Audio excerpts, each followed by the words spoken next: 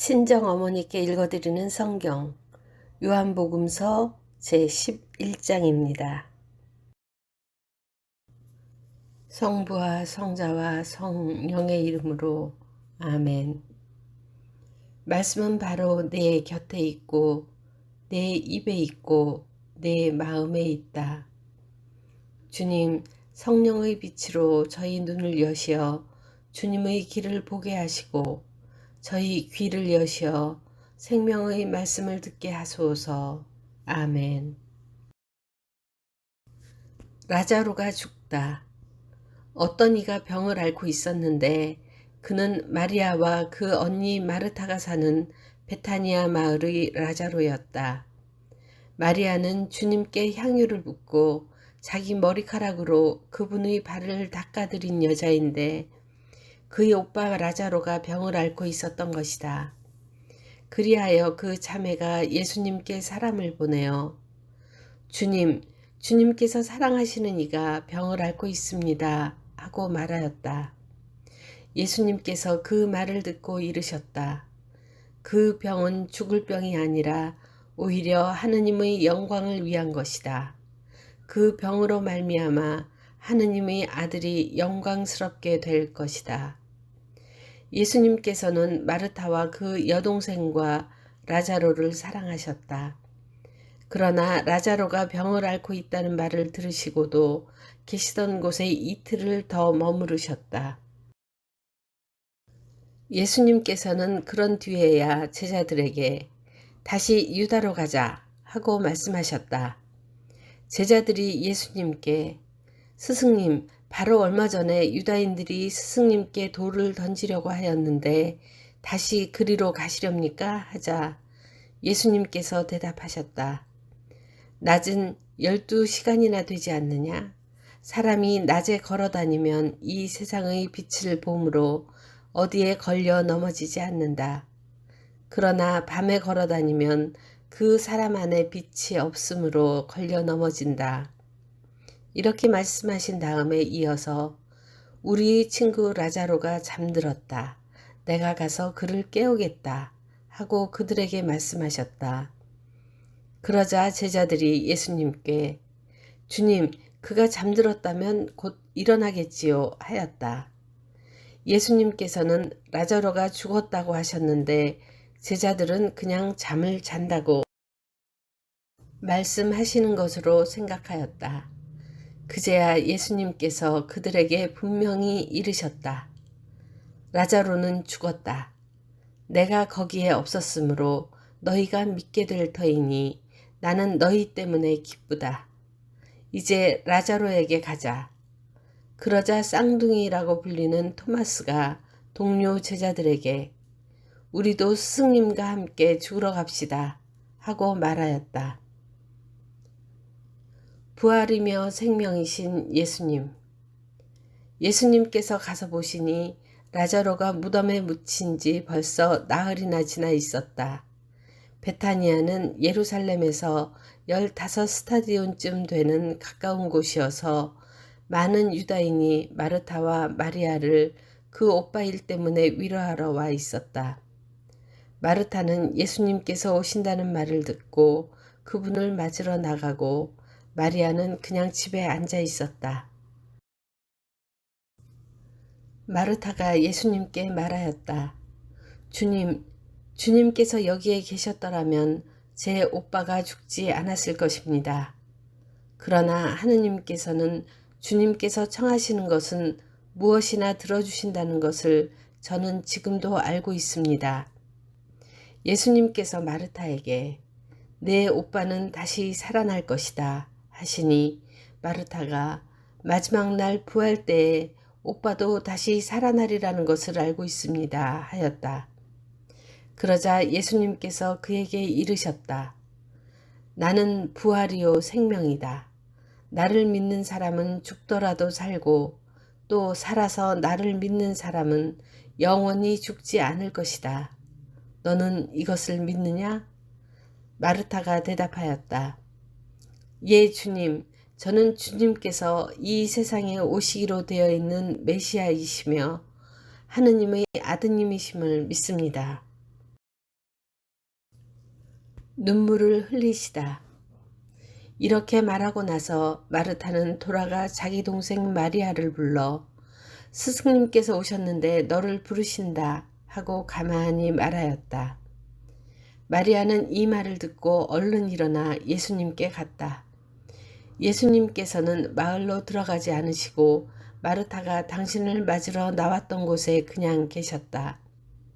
마리아와 함께 집에 있으면서 그를 위로하던 유다인들은 마리아가 급히 일어나 나가는 것을 보고 그를 따라갔다. 무덤에 가서 울려는 줄 알았던 것이다. 마리아는 예수님께서 계신 곳으로 가서 그분을 뵙고 그 발 앞에 엎드려 주님, 주님께서 여기에 계셨더라면 제 오빠가 죽지 않았을 것입니다. 하고 말하였다. 마리아도 울고 또 그와 함께 온 유다인들도 우는 것을 보신 예수님께서는 마음이 북받치고 산란해지셨다. 예수님께서 그를 어디에 묻었느냐 하고 물으시니 그들이 주님 와서 보십시오 하고 대답하였다. 예수님께서는 눈물을 흘리셨다. 그러자 유다인들이 보시오 저분이 라자로를 얼마나 사랑하셨는지 하고 말하였다. 그러나 그들 가운데 몇몇은 눈먼 사람의 눈을 뜨게 해주신 저분이 이 사람을 죽지 않게 해주실 수는 없었는가 하였다. 라자로를 다시 살리시다. 예수님께서는 다시 속이 북받치시어 무덤으로 가셨다.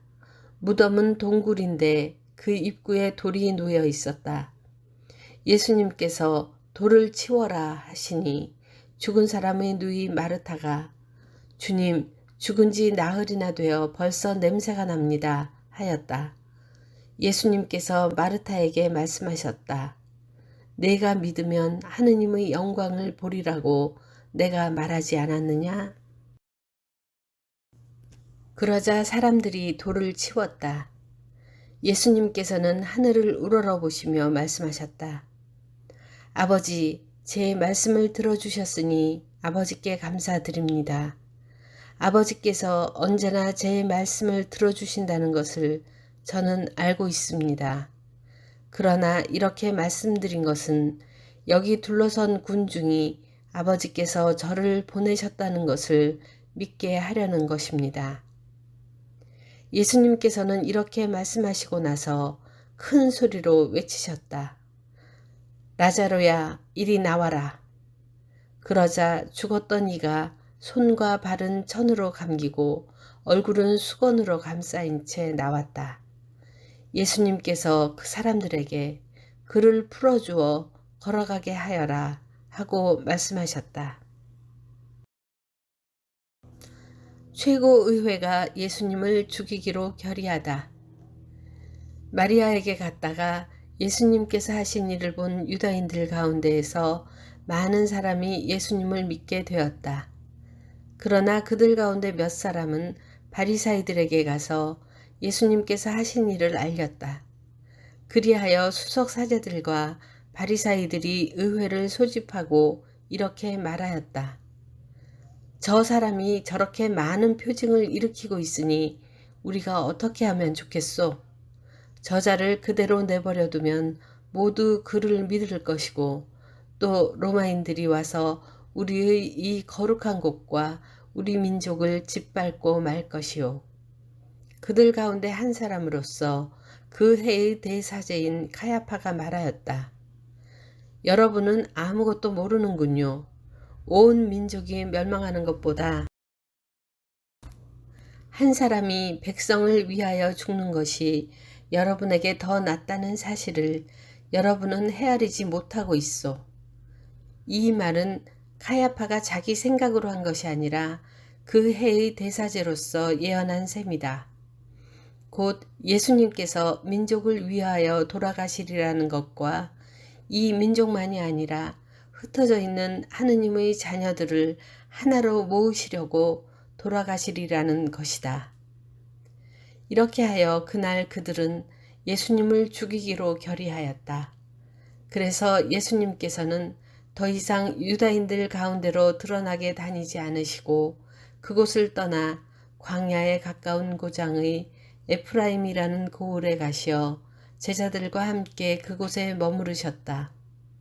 유다인들의 파스카 축제가 가까워지자 많은 사람이 자신을 정결하게 하려고 파스카 축제 전에 시골에서 예루살렘으로 올라갔다. 그들은 예수님을 찾다가 성전 안에 모여 서서 서로 말하였다. 여러분은 어떻게 생각하시오? 그가 축제를 지내러 오지 않겠소? 수석사제들과 바리사이들은 예수님을 잡으려고 누구든지 예수님께서 계신 곳을 알면 신고하라는 명령을 내려두었다. 당신 말씀은 제 발의 등불, 저희 길의 빛이옵니다. 주님, 저희가 성경을 생명의 말씀으로 믿고 기도하며 살고 선포하게 하시어 언제나 성령 안에서 평화와 기쁨을 누리게 하소서. 아멘. 성부와 성자와 성령의 이름으로 아멘.